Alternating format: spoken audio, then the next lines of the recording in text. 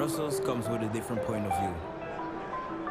Listen, maybe we're not the perfect city for everyone, but to those who dare our rain or shine, exploring our many paths so divine, tearing things apart so they can build anew. To those who dare to smile, make a joke, take a joke, be a joke. To those wearing the many hats,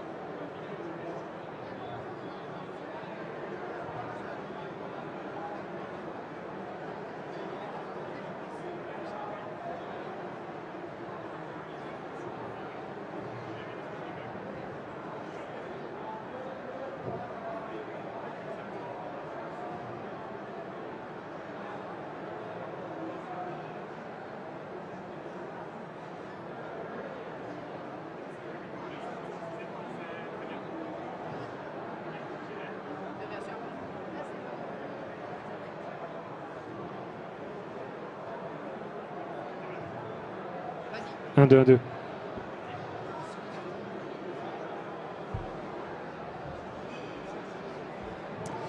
Okay, hello everybody. My name is Nicholas. I'm going to take 15 minutes of your time to tell you about Overtone, which is my company that I co-founded in 2016. So thanks for being here. Here we go. So Overtone is a design agency specialized in interactive and immersive experiences. So we are really storytellers at heart. We really try to create compelling stories and have people to interact with these stories in interesting ways. So our goal at the end, our passion in this company is really to spark and to provoke emotions for visitors, for users in public spaces. And we have a pretty uncommon way of doing this, that we are actually interaction designers. So we tell stories through interacting with devices, with media, with spaces. We are really interested in the technologies that actually allow for these kind of interactions. And we really try to touch users and to have users to interact in all kind of different ways in public spaces. So we do that in a whole lot of different ways. So we don't have a specific technology or like a device or like a gadget. We are really, that's why we see ourselves as a design agency and not like a tech company, in a sense that we are really exploring a lot of different kind of technologies and trying to create interesting and innovative immersive experiences. So we've been in the first to be like using giant touch walls to tell stories, like wood walls. We've been also using the ground as an interactive medium. We track people in spaces to make interactive giant video games for museums, for instance. So we have like a lot of different ways to do that. And for example, recently we've used artificial intelligence to create smart mirrors where people can see themselves in a virtual world. So yeah, we create interaction. So what does it mean for us to create interaction? We have a couple of like strong, I would say, artistic directions for that. The first thing is that for us, technology is not like an end on its own. It's a mean to actually create interesting things, interesting stories, interesting spaces, interesting interactions, interesting experiences. So that's why we are not a tech company. We are a design agency. I'm very convinced that wonder is a way to attract people's attention. We live in an attention society, attention-grabbing society. So the first step for us is that users turn their heads away from something else towards what we do. And then we can start to tell messages. We can start to engage them into contents, into stories, into messages. But first thing first, wonder, so that they just like turn their heads and you grab their attentions. I think that's a very powerful way to work like that, because otherwise, like smartphones, other things, so really just grab their attention first and then deliver the message. We also are pretty convinced that when you have like an interactive experience in a public space, it's not like broadcasting. It's not like just receiving something. It's a dialogue, and we really try to create spaces and create experiences that are, at the end, a way for people to find themselves and express themselves. So we like to create creative spaces, creative experiences, so that it's not just about receiving like an advertisement or like a message, in this case for the Proximus shop, but people have fun, discover new things, kind of reinvent themselves through the interaction and through the experience. So, because I just have 15 minutes, I'm going to give you like just 3 major emblematic examples of projects that we did. The first one is called Traces. It was actually a pretty carte blanche kind of project that we initiated with the Kick Festival a few years ago. And the idea of this project is to actually create a magical mirror.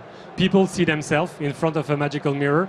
They see themselves in a very heartful representation of themselves, like this kind of sparkling particles. And it's doing this, it's a way for them to meet people from the past that have been in front of the same wall like the day before, few hours before. And it creates this kind of very beautiful and kind of, I would say, candid way of interacting with other people that are not there anymore.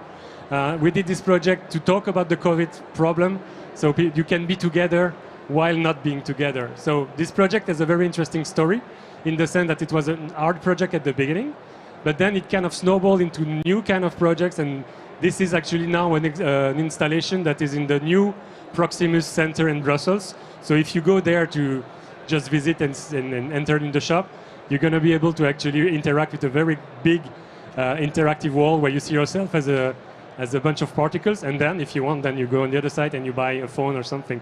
But this is kind of our way to enter and try to also get our own poetic and artistic vision into retail. The second project is for science centers. Science centers are really clients, like regular clients for us. And this is putting a lot of effort and energy to get people to love chemistry. So we had this giant space where people could interact with what's called the Table of Mendeleev, this very thing that we remember from school that we have like nightmares about. But we try to make it like a very engaging and immersive game. And at the end, people love it. They just discover what's matter, what kind of objects they can actually decompose objects and find what kind of atoms it's made from. And at the end, the game is to actually complete the table. So there is this kind of challenge and engaging challenge about this. We work a lot with science centers because science is there is no like paintings or like objects to show. It's just concepts. So using interactive and immersive experiences for science is a very strong way to engage audiences, especially young people. And the third project is about art, because we love art. We work with Beaux-Arts in Brussels to actually give people the chance to discover the work of Jan van Eyck, which is a very famous painter, an old painter. And we work with a center to have like these giant scans of Van Eyck's paintings. And the idea was we wanted people to get intimate with the paintings, not just to see them on a screen, or like even when you see the real ones, you cannot get very close. So you're like this, and you're just like. So we create this installation where you can actually get very, very, very, very close from the details of the painting, and people would do that by walking around in the room, so that they can actually navigate through the painting. And the kind of the magic idea behind this installation was that Van Eyck, as many other painters, reuse a lot of the same kind of details in his paintings. There are apples, flowers, you find them everywhere. So what people were kind of trapped into in this project, if they would get close from a flower, the flower would get like super big, like 4 meters long flower, and then it would kind of zoom out and you would be in a different painting. Without cuts, without kind of like seamless interaction between, and so that would give you a way, very immersive and interactive way to kind of wander in a serendipitous way into the work of a painter. So that has been opened right after the reopening of museums in Belgium after COVID, and it has been extended twice because people love this exhibition, and now we go and bring this exhibition in Berlin. So this concept of really getting close and intimate with the artwork is actually catching up and working really well. So that was the 3 projects I wanted to talk about today to get a sort of an overview of what Overtone is doing. we do a lot of different things like that. We really try to understand what's the need and the message from a client, a museum, a shop, an institution, a station, whatever, like any kind of public space. And then we bring these kind of technological ideas to find a way to create new experience for people so that they actually remember something, like an emotion from what they've been experiencing in the place, and hopefully learn something. So thank you very much for your attention. Do you have any questions?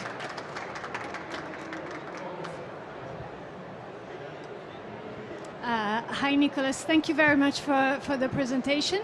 You presented, introduced to us two projects. One is in the medium of more education with the chemistry table, and the other one is in art. And I was wondering, have you had any experience in the health sector?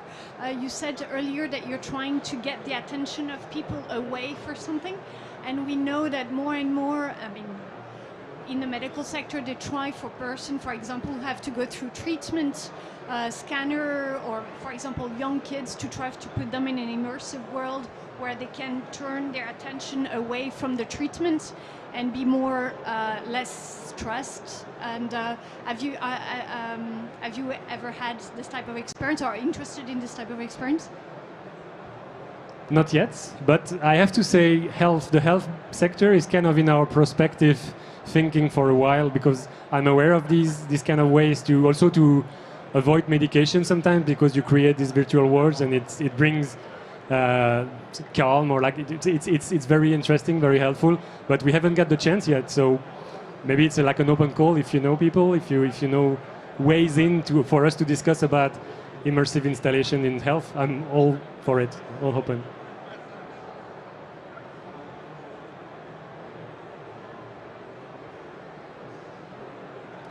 Thank you very much. Enjoy your day at VivaTech. Thank you.